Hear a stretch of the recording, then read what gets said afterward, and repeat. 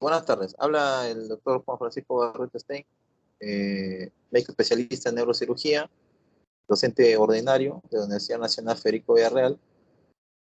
Estamos en la asignatura de cirugía 2, la rotación de neurocirugía, y vamos a hacer la clase de trastornos congénitos en neurocirugía. Vamos a ver primero el mielo meningocele.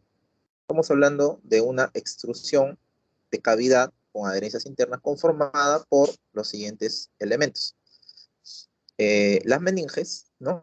Y el tejido raquimedular, ¿no? Básicamente está esto junto con el tejido paravertebral de la columna extruido hacia la parte externa, ¿no? Forma parte del espectro de la espina bífida y se da por una alteración en el cierre de tubo neural antes de las 12-21 días postconcepción. En esta imagen podemos observar que en esta área lumbosacra, ¿no? Vemos como una especie de imagen, como una bolsa. Y al costado podemos ver una imagen de perfil lateral derecho, donde recordamos que la columna generalmente tiene un componente anterior, ¿no? Medio y posterior, ¿no? Generalmente en el anterior está el cuerpo vertebral, una vista de perfil lateral derecho. Luego está el canal espinal, dentro de lo cual está las meninges, ¿no? Que es la dura madre, la aracnoide y la pía madre, que contiene el tejido raquimedular, que es la médula, la raíz nerviosa. En la parte posterior hay un arco, ¿no? Un arco de atrás, un arco posterior, que básicamente está conformada por una apófisis espinosa y una lámina, ¿no? Es un arco posterior. Entonces, básicamente ahí se encuentra esto. Acá podemos ver que no hay el arco posterior, ¿no? Y al no haber arco posterior, básicamente el tejido sale el tejido nervioso con la meninge sale hacia la parte externa, ¿no? Entonces, básicamente se forma como una bolsa, como un quiste, ¿no? Entonces, de ahí su nombre, mielo meningocele. Mielo de tejido medular, ¿no? Medular. Meningo de las meninges. Y cele, que significa bolsa o quiste. Los factores asociados son muchos. En general es multifactorial.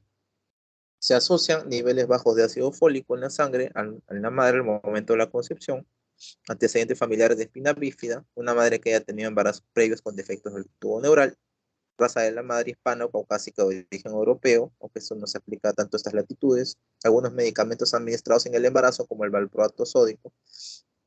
Pues es importante preguntar a la madre si es que toma alguna medicación, sea anticonvulsivante para la migraña, etc. Edad materna menor de 20 años, primigesta, que ya no hay una planeación del embarazo, y un periodo intergenésico menor de 2 años, consanguinidad y drogadicción.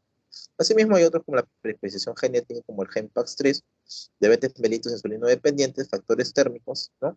Posesión a radiaciones, fertilizantes, laicidad. La localización más frecuente, pregunta de examen, lumbar SAC.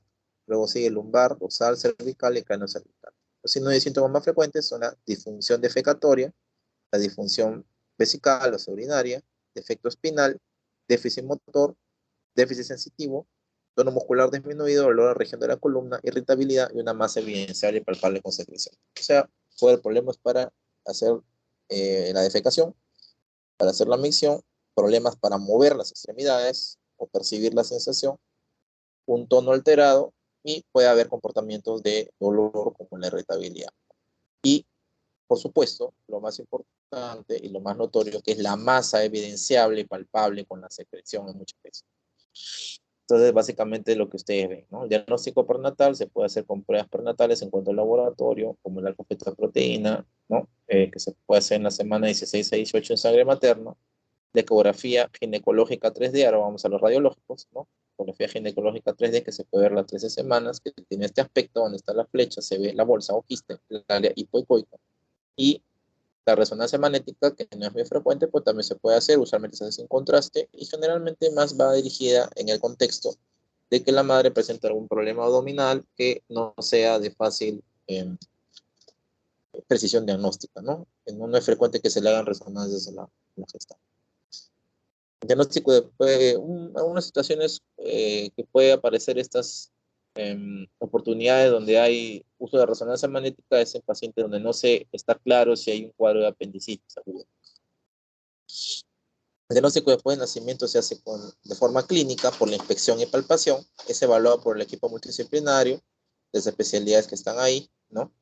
Neurocirugía, cirugía pediátrica, genetista, ortopedista, fisioterapia, ¿no? Y el pediatra sobre todo.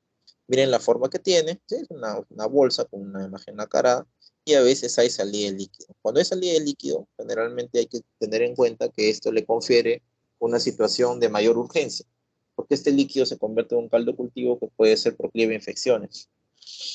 Básicamente, lo importante es evaluación del estado neurológico, el tono, la posición, la morfología, el control postural y hasta ciertos puntos, situaciones complementarias como el grado de audición y la visión del bebé. Es importante localizar la zona en que se interrumpe la media. Complicaciones que pueden haber es el déficit motor y sensitivo para mover o sentir las extremidades, disfunción para orinar, disfunción para defecar, problemas ortopédicos como la luxación de cadera, pie equinovar o pie sambo, problemas para la marcha, hidrocefalia. El tratamiento de meningocele es quirúrgico, usualmente antes de las 48 horas posteriores a su nacimiento. Se realiza usualmente la reparación mediante liberación de la médula espinal. Quirúrgicamente la reubican en el canal espinal y la cubren con músculo y piel. La parálisis y la insensibilidad pueden ser inevitables. Si hay hidrocefálica, drenada el líquido, ¿no?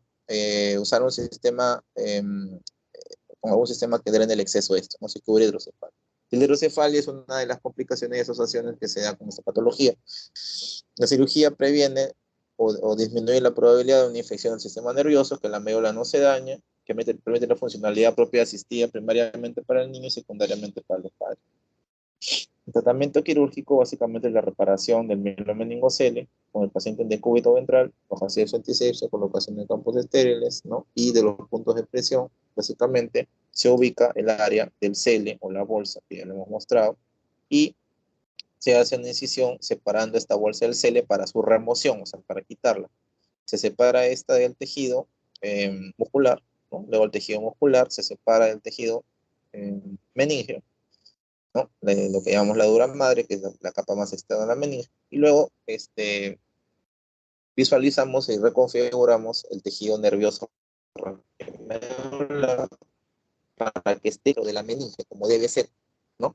Y luego empezamos a cerrar los planos, ¿no? Cerramos la meninge, cerramos las capas del músculo, cerramos eh, la parte cutánea, y si van a notar ustedes, hay un espacio, ¿no? Que queda libre de lo que se sacó del cele, del quiste y la bolsa. Y como el tejido del bebé usualmente es elástico, se hace el afrontamiento izquierdo. Entonces, básicamente, esta es la reparación. Menos frecuentemente se puede hacer cirugía perinatal intraútero, es muy raro, ¿no?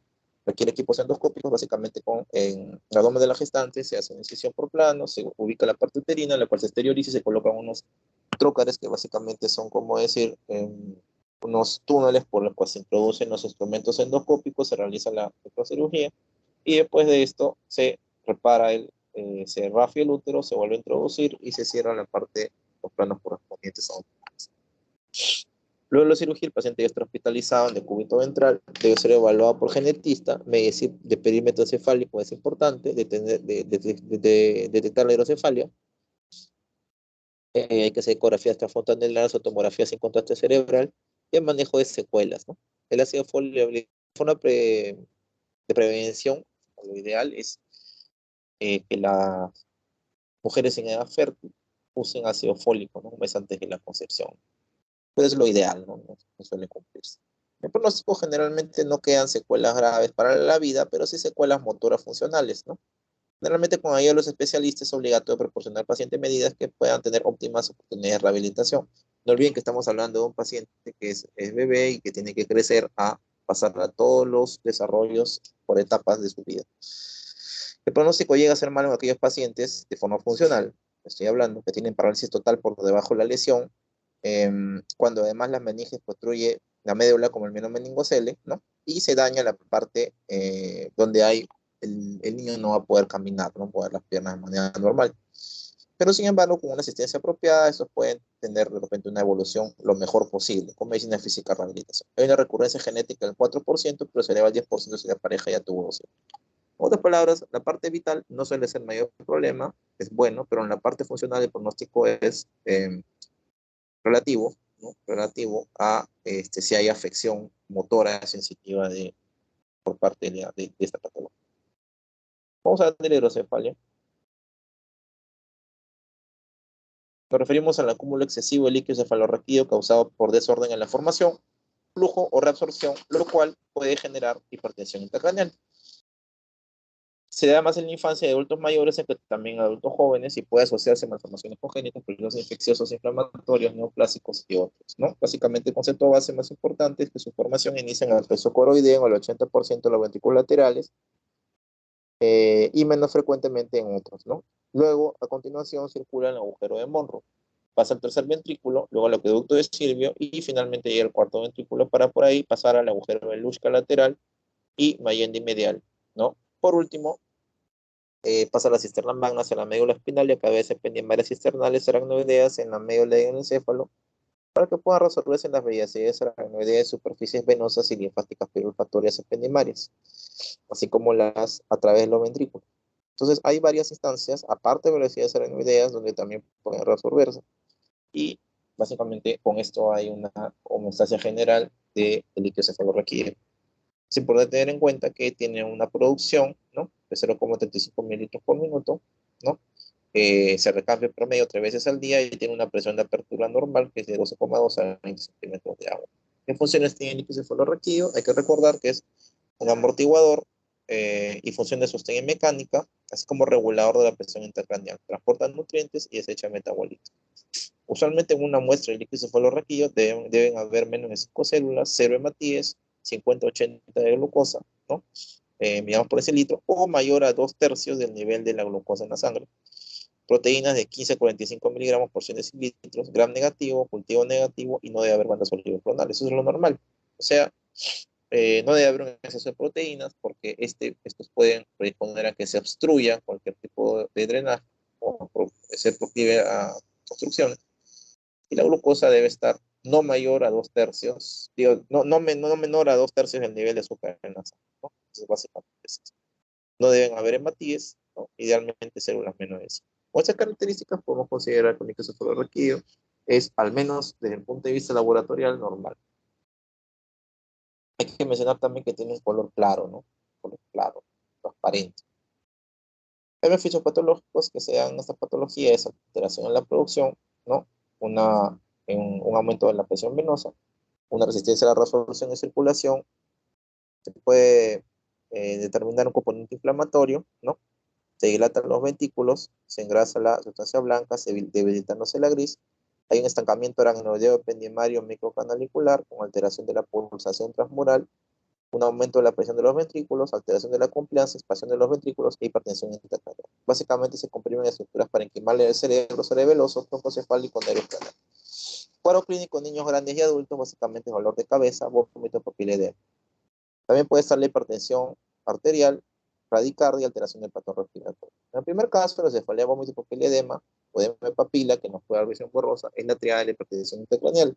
En el segundo caso es la triada de herniación craneal, también denominada triada de Cushing, que básicamente es la hipertensión arterial, la bradicardia, que es la frecuencia cardíaca baja, ¿no? Y una alteración del patrón respiratorio. Básicamente esto es alusión a qué tanto se comprime el tronco encefálico, que tiene las funciones de regular la presión arterial, la frecuencia cardíaca y el patrón ventilatorio. Otros problemas que pueden darse es problemas de la visión, de vista borrosa, trastorno del sensorio, ¿no? El paciente se duerma, que puede ir desde la somnolencia, la confusión, la somnolencia, el estupor y el coma, ¿no? La apariencia de nervios craneales como 3, 4 y 6, ¿no? Y básicamente en menos casos, menos frecuentes, puede haber una triada que se llama la triada de Hack, que es el trastorno cognitivo, la apraxia de la marcha y alteración esfinteriana, sobre todo la parte urinaria. Esto más que puede presentar en casos donde la presión no es tan alta en la presión intracranial. Esta es la clínica de los niños grandes y adultos. En cambio, en los lactantes, la clínica es diferente, que se presenta una irritabilidad psicomotora, el niño está irritable, hay vómitos, hay una hiperexia marcada, hay alteraciones en la succión, aumento del perímetro cefálico y hasta así de estructuras, trastorno del sensorio como la somnolencia, que puede ir al estupor, el coma, ¿no? No hay elevación de la mirada, lo que se llama el signo de Parineus, ¿no? O sea, los ojos no se elevan, ¿no? Está hacia abajo, ¿no? Originalmente se asociaba esto a tumores de la parte pineal, ¿no? Pero también se ven en estos casos. Y el signo de Massey, que básicamente es la percusión temporal con percepción timpánica contralateral. Hay que ver el perímetro cefálico, para lo cual hay percentiles que deben estar entre el 10 y el 90, que es de acuerdo a edad, sexo. Y tenemos que el diagnóstico, generalmente en los menores de 2 años, se hace con la ecografía, voy a mencionarlo acá, transfontanelar, ¿no? Que se hace en menores de 2 años. ¿Por qué? Porque todavía no están cerrados, o sea, no están soldados, fijados o fusionados los huesos craneales, y hay un espacio por el cual se puede poner el transductor y se evalúa la parte ventricular. Asimismo tenemos la tomografía, ¿no? Que suele ser el examen inicial en la mayoría de los casos, ¿no? Pero si queremos un diagnóstico más definido y detallado es la resonancia magnética. Hay que mencionar que en los niños generalmente hay que usar sedación para estos exámenes porque no se quedan quietos. El uso de contraste se reserva para casos donde se busque lesiones ocupantes de espacio como masas infecciosas vasculares neoplásicas que puedan generar estereocefalia, ¿no? Una cosa importante cuando sospechamos que hay aumento de la presión intracraneal es el edema ependimario, ¿muy bien? Que es estas imágenes de hipodensidades, ¿sí? Zonas oscuras alrededor de los ventrículos. Entonces, como unas cejas, así como lo pueden ver, ese es el edema ependimario, nos indica una presión intracraneal que probablemente está alta. Y otros signos que puede haber es el abalonamiento de todos los ventrículos, ¿no? Así como las orejas de ratón, como se describe en los libros. Que la medición de asas temporales sea igual o mayor a 2 milímetros de ancho, que haya borramientos, surcos y fisuras, ¿no? Una angulación del cuerpo calloso, ¿no? Desangulado, o sea, no cerro, sino angulado, y una particularidad que son los índices, ¿no? Un índice es como decir un cociente. Tomamos dos medidas, por ejemplo, acá tenemos dos. Uno que podemos medir la distancia que hay entre las astas anteriores, ¿sí? La parte anterior de eso que son los ventrículos laterales, están las partes de las puntas anteriores, medimos la distancia que hay entre la del lado derecho y la del lado izquierdo, tenemos una medida, y eso lo dividimos entre la medida que tenemos de distancia entre un hueso parietal y el otro. Lo que está en rojo sobre, o sea, entre lo que está en verde. Y esa medida, si nos da más de 0,3, probablemente es sugestivo de hidrocefalia en compañía del cuadro clínico respectivo. Hay otros estudios complementarios, ¿no? Menos frecuentes, como el drenaje lumbar, monitor de presión intracraneal y cisternografía isotópica, ¿no? En este último se usa medicina nuclear o inyección de radioisótopos, y en un tratamiento de 24 horas se ve cómo capta, ¿no? La perfusión de los ventrículos, ¿no? Así, verdad, es un examen raro, caro y probablemente no de mayor beneficio que la resonancia, pero está escrito. La etiología hay de dos tipos, o sea, las causas. Están las congénitas y están las adquiridas. En primer lugar, tenemos las obstrucciones o estenosis o acueducto de Silvio. Es la causa más frecuente y producto de examen de las congénitas. Obstrucción o estenosis del acueducto de Silvio. Luego tenemos atresia y foramen de Luz-Camayendi, que es el síndrome de Dandy-Walker, malformación de Anarchiari, ausencia de vías y desarrollideas. En las adquiridas tenemos las masas o quistes, como los vasculares y tumores, y los cefales a presión normal y las infecciosas. Estas últimas son las causas más frecuentes de las adquiridas, pregunta de examen, las infecciosas. De causas más frecuentes congénitas, obstrucción o estenosis del acueducto de Silvio. Y las adquiridas, las infecciosas, ¿no? Tenemos bacterianas, parasitarias, como la citicercosis, tuberculosis y otras. Así mismo podemos dividirla en comunicantes. Usualmente hemos visto que la parte aracnoidea y la parte ventricular deben estar comunicadas porque la parte ventricular predominantemente produce el líquido cefalorraquídeo y la parte aracnoidea la reabsorbe. Predominantemente estoy diciendo. ¿Okay? Pero entonces debe haber una comunicación entre ambos de manera normal. Si en el contexto de esto se presenta una hidrocefalia habiendo la comunicación, estamos hablando de una hidrocefalia comunicante. Y si observamos que hay una asimetría donde puede sospecharse una, eh, que no hay una comunicación entre estos, se genera lo que se llama hidrocefalia no comunicante. En esta última generalmente no es muy frecuente que no haya una simetría. Cuando hay una simetría hablo que un ventrículo de un lado derecho o izquierdo es más grande que el otro, ¿no? O que estén dilatados más de no los 4 ventrículos uniformemente, sino 2 ventrículos o solo 3, generando una disparidad. Patologías que incluyen hidrocefalia está, ya lo dijimos, en primer lugar de las congénitas, estenosis de acueducto de Silvio. Este es el ventrículo lateral, ¿sí? Básicamente se comunican con los agujeros de Monro o forámenes de Monro, el tercer ventrículo, Y luego el tercer ventrículo, a través del acueducto de Cilio, va a ser el cuarto ventrículo, que está, no lo olviden, en relación al tronco encefálico y al cerebelo. El tronco encefálico y el cerebelo son estructuras de la fosa posterior o la región infratentorial. ¿Sí? Infratentorial. Generalmente las regiones se refieren supratentorial e infratentorial en relación al tentorio, que es un espacio de meninge que está cubriendo el cerebelo. Entonces, todo lo que está infratentorial, fosa posterior, lo más importante es el cerebelo y el tronco encefálico. Usualmente, cuando vean una patología del cuarto ventrículo, puede estar en relación a estas dos estructuras. Entonces, ya dijimos que para que pase el tercer ventrículo al cuarto, hay un acueducto que se llama el acueducto de Cilio. Entonces, al estar estenótico, se genera este problema, que no se llama acueducto de Cilio. Luego tenemos la malformación de Arnold-Chiari. Básicamente están las amígdalas cerebelosas protruidas por el agujero magno y comprimen el tronco encefálico con nervios craneales y el médula espinal.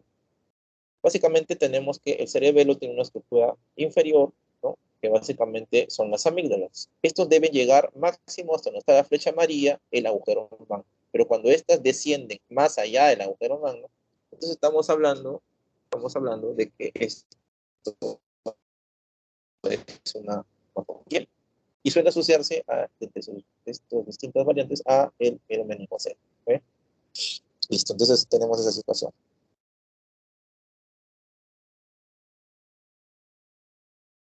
Entonces, problema de la amígdala cerebelosa, y al comprimir el tronco cefálico puede darnos problemas motores, mover los brazos, sensitivos, mover los brazos, las piernas, en la parte motora, sensitivo, sentir las mismas, percibir la sensación de las mismas, puede generarse problemas respiratorios, puede haber problemas de dolor o cuadros dolorosos,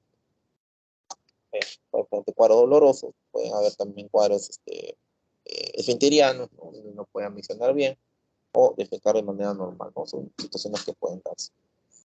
Luego tenemos la malformación de Dandy-Walker. Básicamente es cuando en el cerebelo vamos a ver que no hay una parte que es el vermis. El vermis es la parte central, pero en esa patología Dandy-Walker está ausente. Entonces, por lo tanto, se genera un quiste que es anormal y va a alterar la circulación del líquido cefalorraquídeo. Asimismo, tenemos, ¿no?, que al generarse esa alteración, esto puede condicionar al hidrocefalia, ¿no? Se puede darnos déficits neurológicos de distintos tipos, ¿no?, tanto motor sensitivo, y alteración de ciertas funciones primitivas, ¿no? Entonces, básicamente nos da hidrocefalia. Entonces, Dandy Walker, el problema es el vermis, que está reemplazado por un quiste que altera la circulación del líquido cefalorraquídeo. No confundir con el Arnold-Chiari, que básicamente es la amígdala cerebelosa que está comprimiendo el tronco encefálico con el cuarto ventrículo.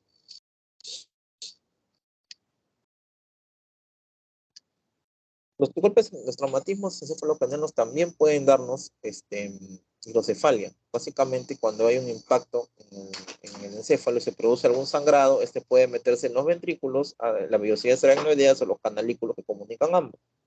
Básicamente, estos coágulos de sangre pueden obstruirlos y generar un estancamiento y un abalonamiento con dilatación de los ventrículos que producen hipertensión intracraneal. Entonces, básicamente, esta obstrucción de coágulos puede generarnos esto. Entonces, básicamente, eso es lo que se da después de los traumatismos encefalocranianos. Entonces, si alguien les pregunta si después de un golpe en la cabeza puede haber hidrocefalia, la respuesta es sí. Luego tenemos problemas infecciosos como la neurocisticercosis. En la neurocisticercosis, recordemos que es una infección por el patógeno parasitario llamado Taenia solium. Muy bien, entonces tiene todo un ciclo, ¿no?, dentro de lo cual al final acaba perjudicando y involucrando al humano, y a su vez tiene distintas presentaciones, dentro de las cuales la más importante recordar es la de tipo racemoso, que es la que se introduce dentro de las cisternas aracnoideas o los ventrículos. Entonces, una vez que se presenta ahí, nos genera estos problemas, ¿no? La tuberculosis, al generar una enfermedad granulomatosa dentro del encéfalo, puede obstruir la circulación del líquido cefalorraquídeo y generarnos la hidrocefalia. Asimismo, en las infecciones bacterianas, el Streptococcus staphylococcus, ¿no?, esa que es un poco lenta, y el proceso infeccioso piógeno que se genera puede también obstruir la circulación del líquido cefalorraquídeo. Tenemos la otra patología, que es la hidrocefalia a presión normal, también llamada Hacking-Adams, que básicamente está asociada a una gradiente en la presión, ¿no?, que hay una presión de manera elevada, sino un cambio en la gradiente. Frecuentemente se llama mayores de 60 años, hay una evolución crónica y tiene una tarea característica que es, puede ser completa e incompleta, apraxia de la marcha, marcha magnética, deterioro cognitivo, síndrome demencial y desorden en la micción. ¿Sí? Además de las neuroimágenes de estudio, se puede apoyar en otros estudios, ¿no? Neuropsicométricos, como el uso de mini mental test, realizar una punción lumbar y luego volver a hacer un mini mental test para ver si la parte cognitiva está mejor. A eso se le llama el TAP test o prueba de función, donde luego de evacuarles 50 mililitros de líquido cefalorraquídeo se ve si es que hay mejoría. De darse esta, la respuesta será positiva y apoyará al diagnóstico. También está la infusión, ¿no? La infusión de adicionales, ¿no? Como la infusión del lactato, que también puede ayudar en este caso. También apoya el diagnóstico. El tratamiento básicamente son evacuaciones y sistemas de derivación. Vemos cómo no se presenta usualmente acá el edema primario o se hace de manera muy tenue, ¿no? No muy poco. Hidrocefalia vacuo básicamente simplemente es la dilatación ventricular sin que haya ninguna clínica, ¿no? Se considera como una falsa hidrocefalia, ¿no?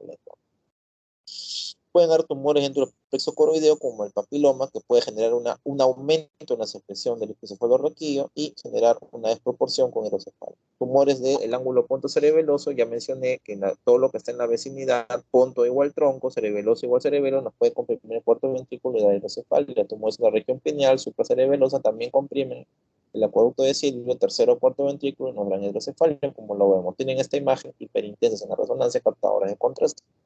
En el medulloblastoma tenemos y el ependimoma básicamente es un tumor en el cuarto ventrículo que puede estar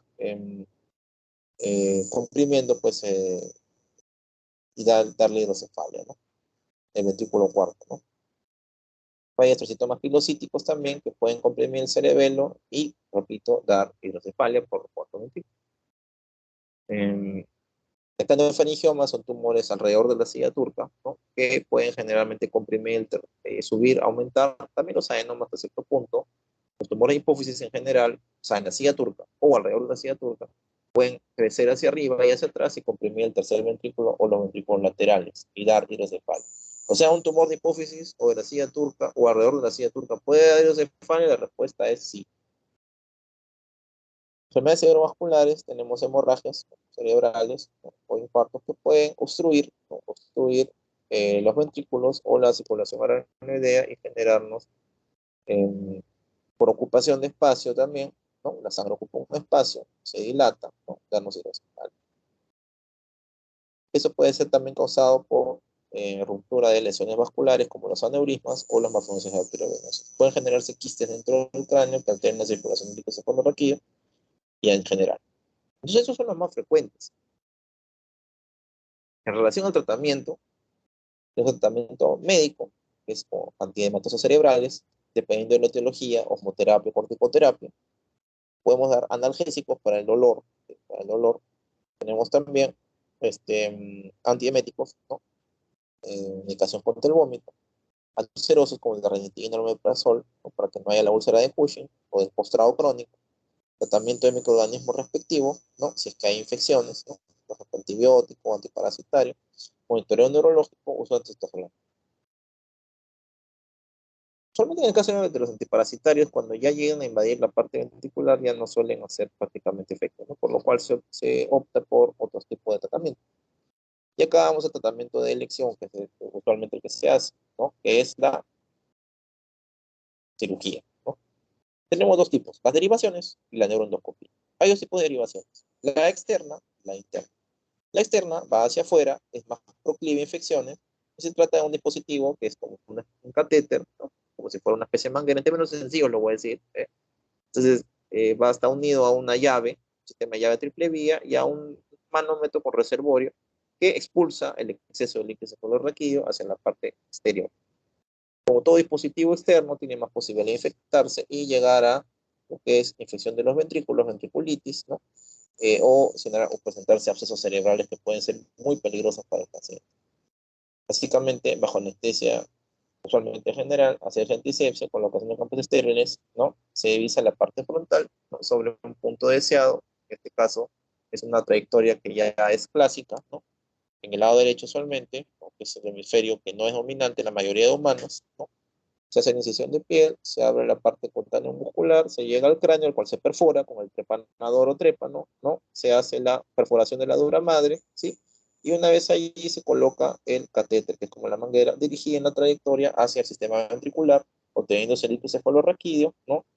Y retirándose por contraabertura, fijándolo a piel y cerrando el sitio operatorio del sistema de llave triple vía, ¿no? Con manómetro y reservorio, que configura esta imagen final, que es el paciente con el DREN, ¿no? Hacia afuera con su sistema de manómetro y bolsa reservorio. Entonces, esto es una derivación o drenaje ventricular externo. Luego tenemos el sistema de las derivaciones internas. Dentro de ellos tenemos la más frecuente, que es el sistema de derivación ventrículo-peritoneal. Este va por dentro. Teóricamente es, teóricamente, ¿no? Es permanente, ¿no? En cambio, la derivación ventricular externa no lo es temporal, transitoria, ¿no? Eh, y generalmente no debe colocarse la válvula. Este sistema de derivación ventrículo-peritoneal tiene un alias en la medicina, ¿no? Un seudónimo usualmente, que es la válvula, ¿no? Cuando hablan de válvula, generalmente se refieren a ello. Entonces, básicamente se tiene tres partes de las válvulas más frecuentes, porque hay muchas válvulas, pero la más frecuente es la tipo contorneada o contour, ¿no? Bueno, en general, básicamente, solamente quiero que sepan que la válvula usualmente tiene varias partes, ¿no? Uno que es el catéter, la manguera que va hacia la cabeza. Luego la bomba de perfusión, ¿no? Que es la parte que bombea el exceso de líquido desde la cabeza. Y el catéter o manguera que va a la parte distal, que va hacia el peritoneo. De ahí su nombre, ventrículo peritoneo, ¿no? Es un catéter proximal, una bomba y un catéter distal, ¿no? Entonces, las condiciones para elegir uno o el otro son variables. En general, eh, no se debe colocar válvula ventrículo peritoneal si el paciente presenta alguna infección bacteriana piógena activa clínicamente, ¿no? O sea, por ejemplo, ¿no? Que hay alguna apendicitis aguda, que esté complicada, que hay algún proceso infeccioso peritoneal en el abdomen, ¿no? Que hay algo en particular. Eh, Debido a que, o cualquier tipo de infección en general, ¿no? Infección de orina, etcétera, porque cualquier infección tiene alto riesgo de infectar la válvula, que es al final una prótesis, ¿no? No debe presentarse situaciones donde hay sangrado ventricular, que ya lo mencioné, ni tampoco donde hay infección, porque esto puede hacer que falle o no funcione la válvula. Cuando hay sangrados, procesos infecciosos, ¿sí? Bacterianos, biógenos activos, se prefiere un drenaje ventricular. Básicamente se preparan tres sitios operatorios en esta cirugía, que es una de las tantas técnicas, ¿no? Bajo anestesia general, asesía antisepsia, colocación de campos estériles y previa tricotomía, o sea, rasurar el vello, ¿no? El pelo. Lo que se estiga básicamente es preparar tres sitios operatorios, ¿no? Por ejemplo, tenemos en la parte superior de la cabeza frontal, que es donde va a ir el catéter proximal en el futuro. Detrás del oído, donde va a ir la bomba reservoria en el futuro. Y en la parte paraumbilical, en el abdomen, donde va a ir en el futuro el catéter distal o peritoneal, ¿no? Entonces, estos sitios operatorios se realiza la apertura de los mismos, ¿no? Hasta el plano subcutáneo. Luego, a partir de ahí, se tuneliza, ¿no? Por este tubo hueco que se llama tunelizador. Se transporta por ahí los catéteres, ¿sí? O sea, las mangueras pasan por ahí. Y estos se empalman al sistema de reservorio, que es la bomba que está acá, esta bomba, está agarrando el colea en su mano, ¿no? Y esto se coloca detrás del oído una vez empalmado. Para esto ha habido que eh, hacer la perforación craneal, ¿no? O sea, hacer la dentición de piel, la abertura musculocutánea del cuero cabelludo, la perforación craneal y de la meninge, ¿no? Y colocando el catéter obteniendo el líquido cefalorraquídeo, ¿no? Bueno, una vez que hemos empalmado todo esto y evidenciamos que hay salida de líquido, se hace la parte final donde se introduce el catéter dentro de, habiendo abierto el peritoneo, esta cavidad, ¿no? Luego se cierran los planos correspondientes y eso sería básicamente lo que Y finalmente tenemos la neuroendoscopía, que básicamente lo más frecuente que se hace es la fenestración, ¿no? O sea, la perforación. Fenestración en medicina significa perforar o hacer un hueco o aumentar uno que ya existe, ¿no? Del tercer ventrículo o septum pelúcido. ¿Qué es el septum pelúcido? Básicamente es el tabique que está entre los ventrículos laterales, ¿no? Parte de las arterias anteriores. Nada. Entonces, lo que se hace acá, básicamente es, se prepara el paciente, hay que contar con el equipo de neuroendoscopio, es un endoscopio eh, que no es igual a los de otros órganos o otras especialidades, ¿no? Es un neuroendoscopio específico para neurocirugía. Básicamente, bajo el paciente hace anestesias, los pacientes campos estériles, anestesia general, de tricotomía, se hace la incisión de piel, ¿no? Y los planos musculares, se hace la perforación craneal con el trepanador o trépano, o craneótomo también. Básicamente, este taladro, ¿no? Lo perfora, ¿no? Ese craneótomo ya lo hemos visto esto, ¿no? Se hace la perforación de la meninge, ¿no? La perforación de la meninge, que es la dura madre, y se coloca básicamente habiendo obtenido la salida, se puede colocar una guía, ¿no? Que es el canal de trabajo, y básicamente a través de él, ¿no? A veces se coloca un dispositivo pelable, ¿no? O a veces el canal de trabajo para que una vez allí se puedan introducir los instrumentos endoscópicos para poder ver. O sea, entonces esto va acoplado a una torre endoscópica con una pantalla, sistema de video y luz, donde se hace una irrigación continua y se introduce el endoscopio. Una vez ahí por el canal de trabajo, se puede usar una pinza de forceps para ir divulsionando, ¿sí? Con esta pinza se va generando un aumento, ¿no? Un aumento o una especie de rasgado que va a generar una abertura. Por esta pequeña abertura se introduce este catéter inflable que se llama Fogarty. Se insufla, tiene particulares que se le insufla cloruro, se dilata, como vemos aquí, y este agujero que estaba hecho ahora es más amplio, más grande. Por ahí hay una circulación, ¿no? Un aumento de presión de circulación que se puede observar y básicamente esto ya estaría fenestrado para que idealmente pues, pueda mejorar el funcionamiento de circulación del líquido cefalorraquídeo. Se retira el canal de trabajo con los instrumentos y se cierran los planos musculocutáneos y eso sería la cirugía básica. Otros casos que están descritos también son la resección o evacuación de la lesión compresiva extrínseca, si es que hay tumores, ¿no?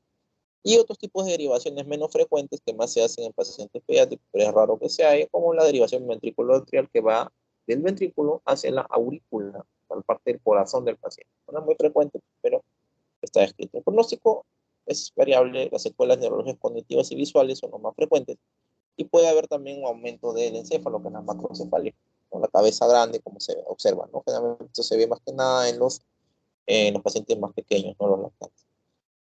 Puede haber recidivas o complicaciones por difusión de sistemas de derivación, sea por obstrucción, desconexión, ruptura, infección u otros.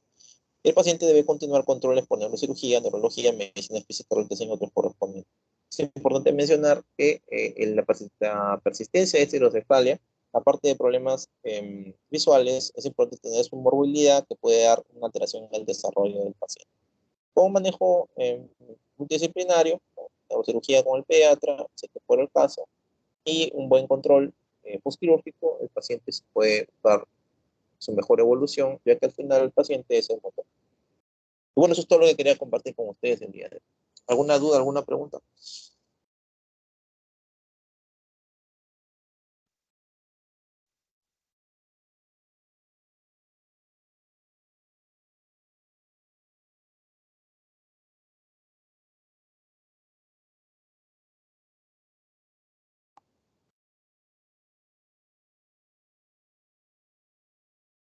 Sí, doctor.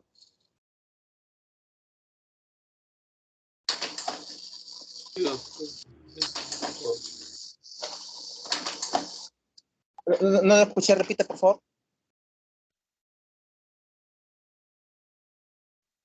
¿Aló? Sí, doctor, estaba todo claro lo que es la exposición, ¿no? El Ajá. tratamiento, los lugares más frecuentes, ¿no? Perfecto. Bueno, entonces hemos visto la definición, hemos visto las clasificaciones, hemos visto básicamente las características de la patología, qué factores están asociados al cuadro clínico sugestivo, hemos visto los exámenes auxiliares, hemos visto el pronóstico, tipo de manejo, sea médico o quirúrgico, de lo que se hace en especialidad, ¿no? y usualmente cómo va el seguimiento de los pacientes, ¿no? Bueno, espero haya sido provechoso y didáctico y conmigo será hasta otra oportunidad. ¿Cuándo podríamos coordinar la siguiente clase, doctor? Eso creo El que domingo, hay que doctor. coordinar con ahí está el delegado. ¿Aló, aló? El sábado me estaba diciendo, el domingo creo que me estaba diciendo, creo. No le había dicho ninguna fecha, pero no sé ustedes cuáles lo ven más factible. Sí, creo, No sé. mañana creo que estaría. No sé qué Ya. hora podría. ¿Ustedes hasta cuándo terminan ustedes? El ¿Rotación? miércoles. Ya. Yo creo que mañana podría ser. Está bien. Ya, entonces, Sí, está bien, igual, doctor. doctor, me manda